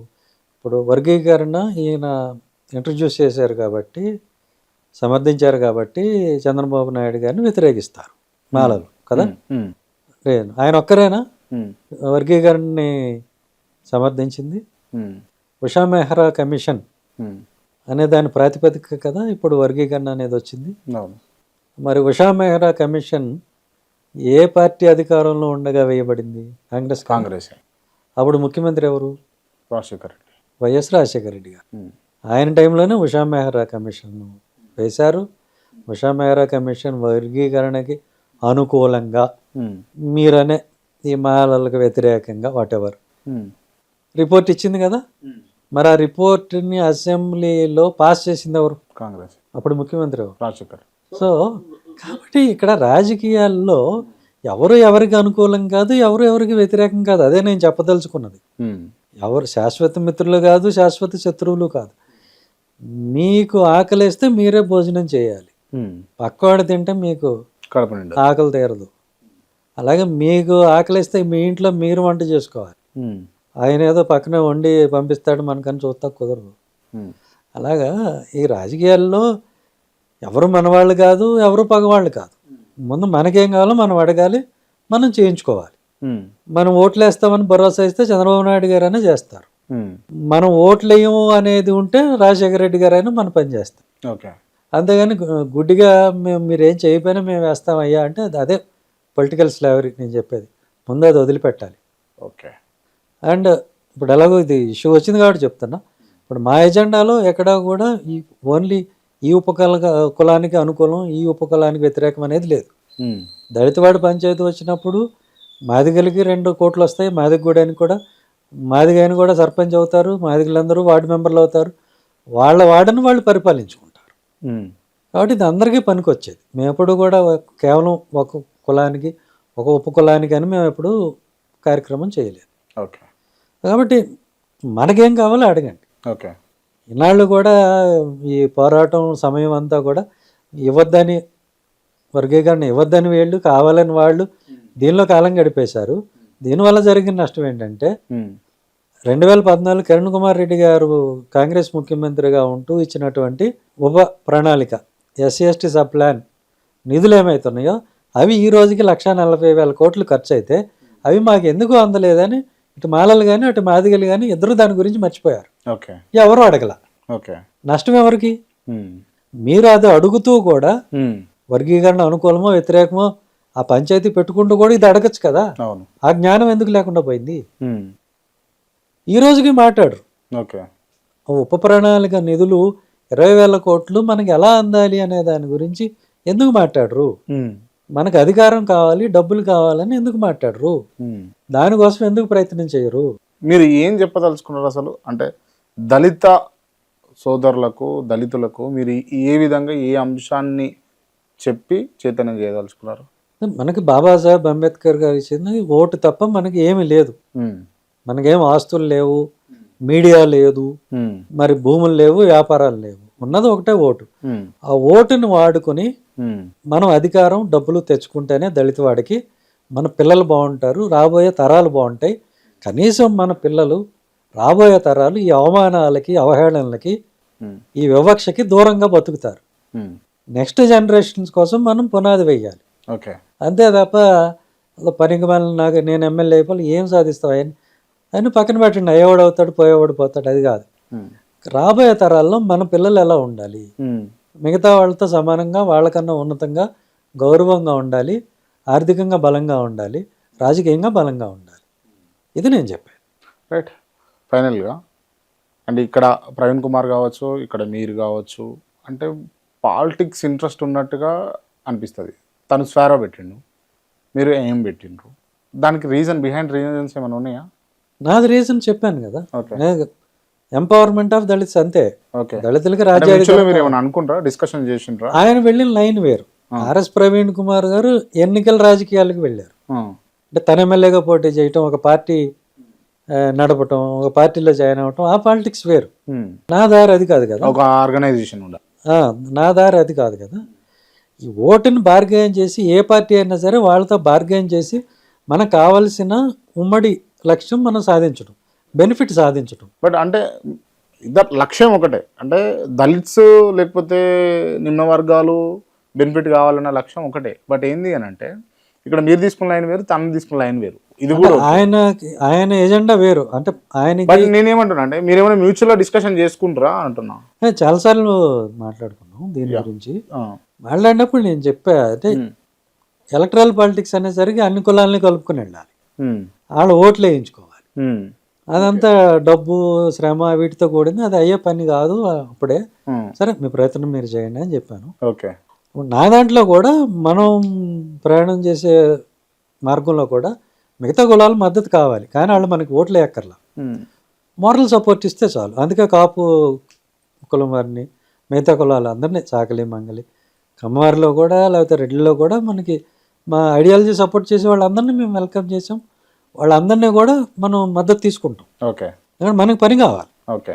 దానికోసం ఎవరు కలిసి వచ్చినా సరే అది. సో బేసిక్గా ఇందులో మనం పార్టీలు, పోటీ చేయటాలు ఇవి ఉండవు. మన ఎజెండాని ఎవరు సపోర్ట్ చేస్తే వాళ్ళని నెగ్గించడం మాత్రమే ఉంటుంది. రైట్. ఓకే. అంటే మీరు, తను, లేకపోతే ఇంకొంతమంది కూడా పర్టికులర్గా దళిత ఆఫీసర్స్ ఎందుకు అంటే పదవిని కాదని, లేకపోతే హోదాను కాదనుకొని పాలిటిక్స్ వైపు మళ్ళుతున్నారు? దానికి కారణం పొలిటికల్లో ఉన్నటువంటి క్రీమా, లేకపోతే డిస్క్రిమినేషన్? మీరు రూట్ కాజ్ అనలైజ్ చేస్తే మీకు పోస్టింగ్ రావడానికి, రాబోవడానికి, మీకు అవమానం జరిగినా, లేకపోతే ఏదైనా మంచి జరిగినా, దాటన్నిటికీ కారణం పొలిటికల్ పవర్ మాత్రమే, రాజకీయ అధికారం మాత్రమే. అది లేకపోతే ఎవడు పట్టించుకోడు. సో పొలిటికల్ పవర్ అనేది ఉంటేనే కమ్యూనిటీ బాగుపడుతుంది. ఏదో మీరు ఆఫీసర్ అయ్యి ఒక 100 మంది హోమ్ గార్డులు ఇచ్చి, లేకపోతే మీరు ఏదో చీఫ్ సెక్రటరీ 10 మంది కాంట్రాక్ట్లు ఇచ్చి జాతి మారిపోదు. జాతి మారాలి అంటే జాతి దగ్గరికి అధికారం పోవాలి, జాతిలోంచి 100 మంది లీడర్స్ రావాలి, ప్రతి దళిత వాడికి కోట్ల కొద్ది రూపాయలు అందాలి. అప్పుడు జాతి బాగుపడుతుంది. కానీ 10 మంది ఎమ్మెల్యేలు, ఎంపీలు అయిపోయి, లేకపోతే ఆఫీసర్లు అయిపోతే జాతి మారుతుంది. ఓకే. రైట్. అంటే ఇప్పుడు తనైనా మీరైనా ఒక నిర్ణయం, అంటే ఒక విజన్తో, లేకపోతే ఒక నిర్ణయంతో మీరు వచ్చిండ్రు కదా. ఓకే. అంటే ఇది ఎక్కడి వరకు పోతుంది, అంటే ఎక్కడి వరకు మీరు డ్రాగ్ చేసుకుంటూ పోతారు దీన్ని? ఎక్కడి వరకు అంటే నేను చెప్పాను కదా, ఆయన పందా వేరు. ఆయన పోటీ చేస్తాడు, రేపు ఎమ్మెల్యే అవుతారు, మంత్రి అవుతారు, ఆయన పందా వేరు. నేను పోటీ చేయను. నాది ఓన్లీ కమ్యూనిటీని ఎంపవర్ చేయటమే. ఓకే. కమ్యూనిటీలో దళిత వాడల్ని పంచాయతీలు చేసుకోవటం, సర్పంచ్లు చేసుకోవటం, వాళ్ళకి డబ్బులు, తర్వాత యువతకి ఈ స్కీమ్స్, లోన్లు, అంతవరకే. ఒకసారి అది అయిపోయిన తర్వాతను మేము ఇంకా మీకు బయట ఎక్కువ కనపడం. ఓకే, ఈ ప్రెస్ మీట్లు ఇవన్నీ కూడా ఉండవు. Just like RSS. మేము మళ్ళీ ఆర్ఎస్ఎస్ మోడ్లోకి వెళ్ళిపోతాం. మేము ఎక్కడ ముందు ఉండం, ఓకే, పోటీ చేయము. Right. I wish you all the best sir. అంటే మీరు తీసుకున్నటువంటి నిర్ణయాలు కావచ్చు, లేకపోతే మీ మైండ్ సెట్ కావచ్చు, అండ్ ఇవన్నీ కష్టాలు సుఖాలు అన్నిటినీ ఒడిదుడుకు చెందుతూ నిలబడి కరెక్ట్గా ఉంటారని చెప్పేసి భావిస్తా ఉన్నా. Thank you so much. Thank you. And interview close చేసే ముందు కొంతమంది పేర్లు చెప్తా, వ్యవస్థలు చెప్తా, వాటి మీద మీకున్న ఒపీనియన్ 1 wordలో చెప్పాలి. వైఎస్ రాజశేఖర్ రెడ్డి. రాష్ట్రం మొత్తంలో ఒక తన బ్రాండ్ అంటూ ఒకటి ఆయన క్రియేట్ చేసుకున్నాడు. కేసీఆర్. తెలంగాణ జాతిపిత. ఒప్పుకుంటారా? నేనే అంటున్నా. రైట్. ఒప్పుకోవటం ఏంటి? రేవంత్ రెడ్డి. డైనమిక్ లీడర్, పోరాట యోధుడు. చంద్రబాబు నాయుడు. దూరదృష్టి ఉన్న రాజకీయ నాయకుడు, ఒక వాల్యూ ఉన్న పాలిటిక్స్ చేసిన వ్యక్తి. జగన్మోహన్ రెడ్డి. ఇచ్చిన మాట మీద నిలబడే తత్వం ఉన్నది. ఎన్టీ రామారావు. ఆయన నిజాయితీపరుడు, ఆవేశపరుడు. పవన్ కళ్యాణ్. మంచి యాక్టర్. కాపు సామాజిక వర్గం. కాపు సామాజిక వర్గం నిజాయితీగా ఉంటారు, నిజాయితీపరులు, ఆవేశపరులు, కష్టపడే తత్వం ఉంది, నమ్మొచ్చు కళ్ళు మూసుకొని కాపు సోదరులని. కమ్మ సామాజిక వర్గం. కమ్మ సామాజిక వర్గం నుంచి మనం నేర్చుకోవాల్సింది చాలా ఉంది. వాళ్ళలో ఉన్న కష్టపడే తత్వం నెంబర్ 1 ఫస్ట్ నేర్చుకోవాలి. అలాగే ఏదన్నా ఒక పని అనుకుంటే అది అయ్యే వరకు నిద్రపోరు, దాని మీదే ఉంటారు. సో ఆ పర్సువేషన్ అనేది వాళ్ళ దగ్గర నేర్చుకోవాలి. అలానే ఎక్కడైనా అవకాశాలు ఉన్నాయి అని అంటే ఉన్న ఏరియాని వదిలిపెట్టేసి, అవసరమైతే దేశం అయినా సరే వదిలిపెట్టి వేరే దేశం అయినా వెళ్ళి అక్కడ ఉన్న అవకాశాలను సద్వినియోగం చేసుకుంటారు. ఆ డైనమిజం మనం నేర్చుకోవాలి. దళితులు.